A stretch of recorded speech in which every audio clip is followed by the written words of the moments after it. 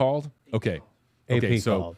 AP called 13th District on the Democratic side is being called for Whitney Fox, who will take on Representative Anna Paulina Luna in November. This is a particular race that has been circled not just here in Florida, but nationally as a potential flip. But that's what I want to bring up with our political anchor, Ty Russell, and of course with Jim Davis and Tom Lee joining us here on your local election headquarters.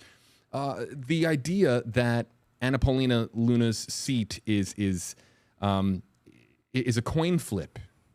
What would you say to that, Tom? Is there how do you like Whitney's odds or heading into November?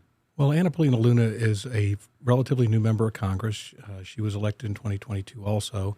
The district leans Republican for sure. A lot of times what happens in these races depends on what's going on at the top of the ticket and just how the turnout model looks at the end of the day.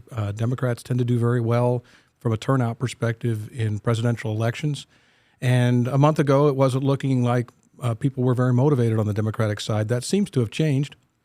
If the Democrats can turn voters out in District 13, you've got a real horse race over there. Anna Paulina Luna is a staunchly conservative Republican. Her base is very, very much behind her. But I don't know where the independents are in that race, and a lot of it's going to depend upon how Whitney Fox can appeal to them and whether this race comes down to a race about economics and the cost of living, or whether some of these amendments on the ballot, like recreational marijuana and the abortion amendment, drive turnout. And it's no secret that the Congresswoman, the sitting Congresswoman right now, is MAGA Republican.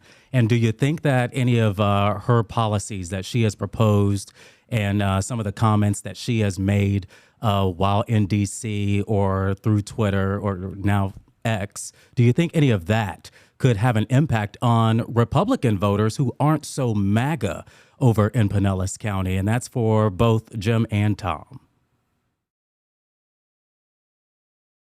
Well, let me start by saying Whitney Fox has run a near perfect campaign. And the best example of that is she called the race before it even got to us. And I just got an email from her, and it's a perfect message. These two amendments on the ballot make this race competitive. And as the Harris numbers start to rise in Florida, and they are starting to rise, including in South Florida, and Democrats get motivated, if people around the country begin to think that Whitney Fox can win, she's going to have the money she needs, because Anna Paulina is a national figure. I mean, she spent her campaign funds to fly to New York to sit in the courtroom with Donald Trump.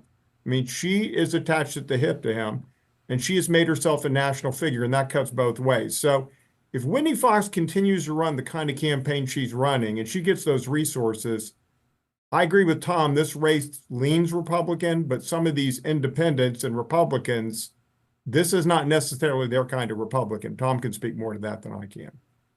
Yeah, Pinellas County is a moderate center-right county. This is certainly a center-right district. Let's maybe put it better that way. And I don't know Whitney Fox that well, but her campaign in the general election really needs to work hard to appeal to those independents. You can't beat somebody with nobody, and she's obviously not a nobody, but she's going to have to appeal to these independents in the district and develop a message that distances herself from some of the things that have gone on during the Biden administration, or adequately point out some of the positions that Anna Paulina has taken that may be contrary to the moderates in the district.